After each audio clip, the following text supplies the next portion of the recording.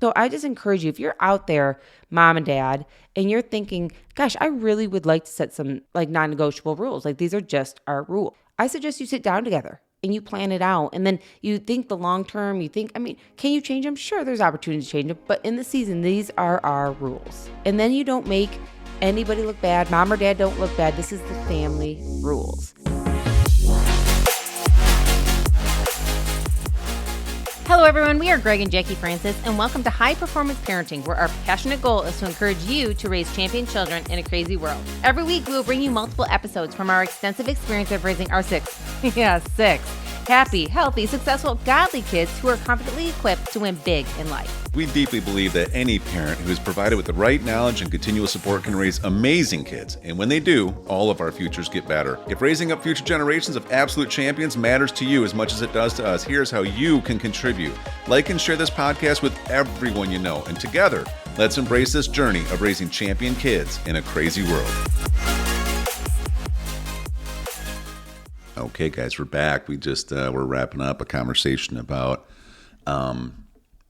having conversations with our kids and prepping them and teaching them what to say in what might be a challenging situation from some other peers of theirs. And you were just talking about how we have, our kids, like when we have certain rules, which we have, things like we don't really do sleepovers, which is just a decision you and I made. It's almost like the upside to it is so small compared to what the negative potentially could happen that it just isn't worth us doing it, at all. And, you get the peer pressure, right? Because it's like, again, a lot of us grew up where it was like the cool thing that if you got to do a sleepover, it made your parents cool. They gave you freedom, and so sometimes we get a little bit of a sideways look when people hear that we don't do it. And, but again, it's our decision. So we just kind of stick by it. And we've, you and I have learned to not really care what other people think, to be honest with you. Doesn't mean it doesn't ever bother us a little bit, but we don't make these kind of decisions flippantly. We are constantly trying to create a new normal that works the best for our family in these crazy times, with our life, with our mission in our life, with who we are, right? And so because we put so much energy into intentionality, it's not challenging for us to stick to our guns. Just put it that way, right? Yeah, I think, if you're out there and you're thinking, oh, well, how did they come up with this rule? You know what I mean? So when we first, started our family and then a question like a sleepover happened, I'm going to tell you what happened one time. We did it wrong once. That's what happened. Is one time we were out of town and a couple of my kids were invited to do a sleepover party at their little friend's house. And they were probably 6, 7 years old, something like that. They were young. We were out of town. I knew in my spirit, I should have followed my Holy Spirit prompting and said no, but I said yes to letting them go. And it wasn't just like I made this decision. I looked at you and you said, yeah, and we both said, yeah, it's okay. It's one night. It's fine. And then that night, I was out of town, which was not a good decision on my part at the time. A babysitter was home with the other kids. Half our kids were still home. The other half were going to a sleepover thing. And one of my kids got sick while they were at the sleepover party. And I wasn't there to take care of all of it. And of course, then I get the kid home. I think we came home the next day, obviously we're here to talk about it. So it wasn't like we all survived. But I revamped and thought about this, and that happened with our first oldest. And we just came to the decision, this is not good. If they had been home, if they'd gotten sick, it would have been 10 times easier to manage. Number 2, they missed us in the middle of the night. Next thing I know, they're sleeping in bed with the mom and all this stuff. And this is not going well. Do you know what I mean? Because they weren't feeling good, and I'm just like, this turned out not to be a good idea at all. And we learned from it. Instead of keep trying the wrong stuff, we revamped and said, so what do we think about sleepovers? What's our thought process on this whole thing? Yeah. And you and I came to the decision, there's more negative, not just because somebody got sick, but just thinking about our own past sleepovers, more negative than positive that happens in those kind of things. Right. So then we came up with some non-negotiables in other areas, sleepovers or whatever it may be. You know what I mean? And we came up with them and we talked about them and we felt very confident in them. And then what we did is say this. So Greg, you don't need to check with me. I won't check with you. The answer is just no to this. So if somebody comes up to you and says, Mom and Dad, can I go do this? Even if Mom's not around, Dad knows the answer. It's not, let's talk to Mom about this and put Mom in a bad position, make her look bad. You know what I mean? Or, hey, it's not me. Hey, yeah, maybe Dad will let this happen this time. You know what I mean? It's, honey, that's just our family rules, and we're not doing that. And as they got older, we started explaining it to them why we put these family rules into place. And I think that's the whole thing, is that you can't over-explain everything to your kids when they're really small. You have to make the best decision with the information you have as the adult and the parent that's in a healthy position in life. Then as they got older, now our kids are 15, right? Like, they don't even want to do sleepovers. They're perfectly content with playing with their friend until whatever time that may be, and then going home and enjoying their own home, And so they're so thankful because they understood long term that it ended well for them, So I just encourage you, if you're out there, mom and dad, and you're thinking, gosh, I really would like to set some like non-negotiable rules. Like, these are just our rules, I suggest you sit down together and you plan it out. And then you think the long term, can you change them? Sure, there's opportunity to change them. But in the season, these are our rules. And then you don't make anybody look bad. Mom or dad don't look bad. This is the family rules. Right. And there is so much peace in that. Yeah. Yeah. And I love it. I love what you're saying. Because you're right there. We have so much experience with this now. When it was just like the twins coming up, and then, of course, Chrissy after that, but they were all so small. And so a lot of our journey has been, okay, we know we have some normals built into us from when we were young. We're not fully sure that that's exactly the normal we want moving forward, right? So we're going to question them, but we're also somewhat experimenting, because there's no way to really prepare for every situation, everything going. You got a million, you're kind of managing so much that you don't even know what you're doing sometimes. And then you also have to prepare for situations. And so, a lot of what we're talking about has come through a combination of really working to gain wisdom, but also having experience, right? And so now we're so set in knowing what we need to do and not do, what's a good idea, what's not a good idea, but we didn't. So if there's some newer parents out there, I think everybody has to go through a level of this, right? But I will tell you, though, this is one, I'm so proud of some of the people that have actually hired us for coaching and stuff, and really want to invest into not only growth in other areas of their life, but in family, because they really have a desire to put some real intentionality into parenting. And, it's like I was having lunch with a great guy yesterday. He's 30 years old. I'm going to be 50 here in May. And we were talking about this exact concept. His daughter is 17 months. And he was describing what it's like in their household, because I was just asking questions, and how he has certain like shifts where he's in charge of watching her while his wife can do some work from home, and then they switch. And what he does, for like, he has like a 6-hour window, and he's like, for the 6-hour window, I don't really do anything else but this, nothing else but this. I'm like, oh, I bet you're exhausted.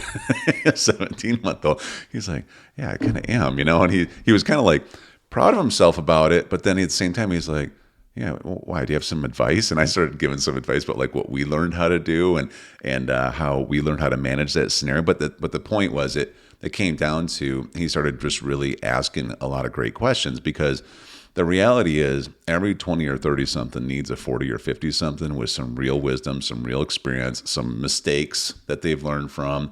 And it'll save them 2 decades of having to make all the mistakes themselves. I feel like our culture in general does not value mentorship enough, right? First of all, when you find a mentor, make sure they have fruit on the tree, not just they have words that they say. But second of all, though, you have to pursue mentorship. Don't just wait for someone to show up, or don't hope that the situation in your life is perfect, that you grew up with the perfect parents who built all this stuff into you, because the reality is it probably didn't happen because they didn't have anybody to do it for them. And so you have to pursue it. And but I love it, though, because when you were saying that when the kids are younger, you just lead. You don't explain necessarily, right? Because they don't even know how to interpret it. They're not developed enough to really understand the, experience and the complexities of situations. But as they get older, though, you made such a good point. We need to start telling them not only what, we got to tell them why. Yes. And you have to invest that energy into them. And now you're right. We're kind of in I feel like almost like a third phase now, especially with almost with all of our older 5, really, because Ellie has learned a ton by learning from the other kids too, but now they're in a phase where they kind of manage it. They've done it, they've lived it, they know why they've done it, and now they're like, I don't want to do it any different because I see the lack of results in other people's lives, or the lack of stability in their lives, or the things that they've had to endure.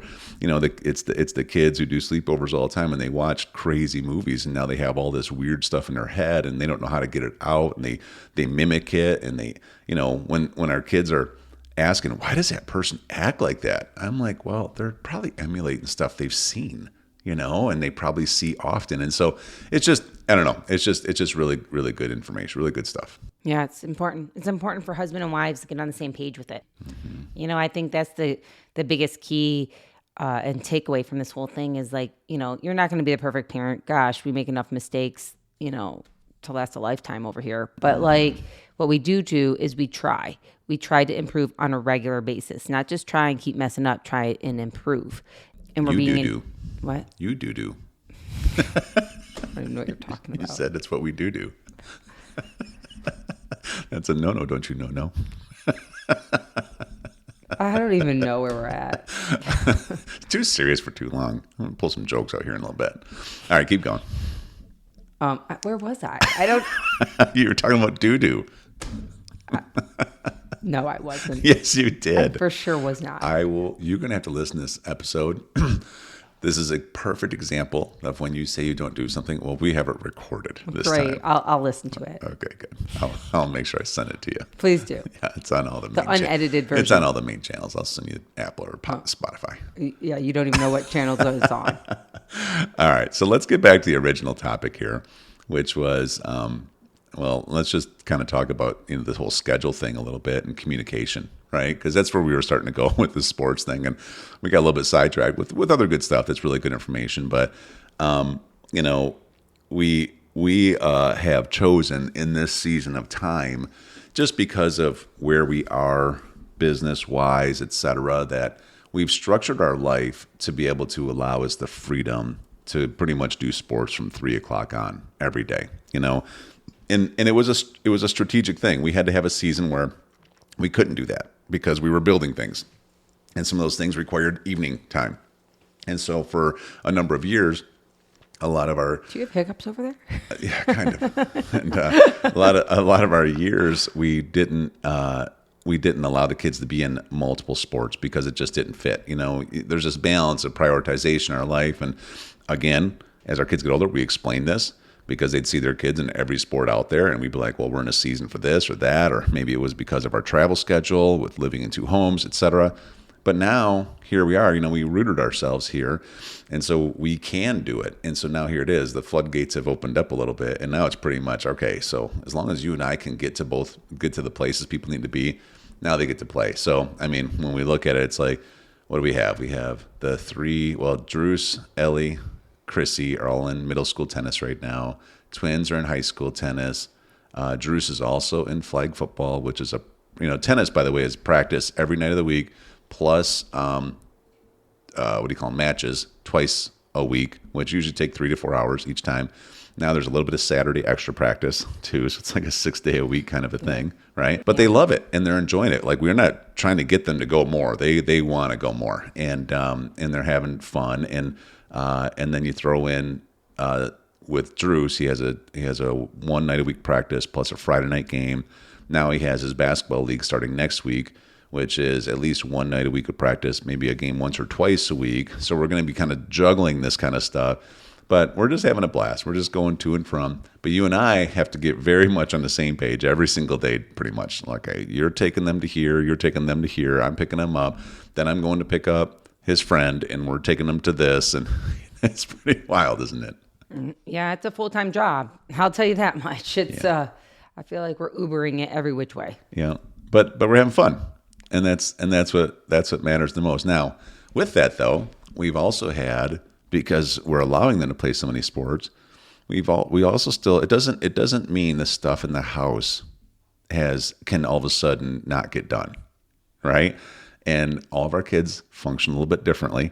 We have our kids that like Chrissy is very much, I would say, a self organizer, where if she kind of just gets a routine, she knows you don't really have to remind her. She's just going to do it and then probably come and ask, what else can I do for you, right? I mean, she's pretty good about that. Drew's, on the other hand, he's pretty much likes to, he can, well, let's just say that when he sees a squirrel, he goes and chases it, right? He's more of a fly by the seat of the pants type of person. He'll literally be grabbing his stuff out of the car, walking into the garage. He'll see his little basketball hoop. We have like a sock basketball in there. He'll drop his stuff and he'll start shooting around. And then he'll see the ping pong table. Dad, let's play ping pong. And then we'll walk in the house and it's like, Drew, did you bring your stuff in? Oh, no, I forgot. And he still has a sock basketball in his pocket. And then when we get in, it's like, okay, he drops that stuff and he grabs, something to eat out of the cupboard. And then he sits down for a little bit and he's like, Dad, the Bucks are playing tonight.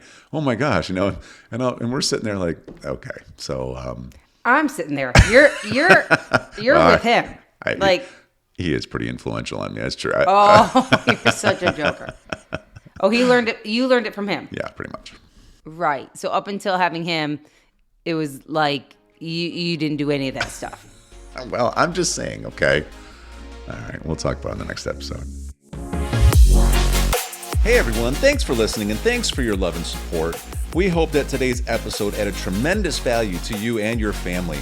It would mean so much to us if you would partner with us on our mission of helping parents around the globe raise champion children in this crazy world. To do so, simply take a moment to like and share this podcast with everyone in your network. See you next time.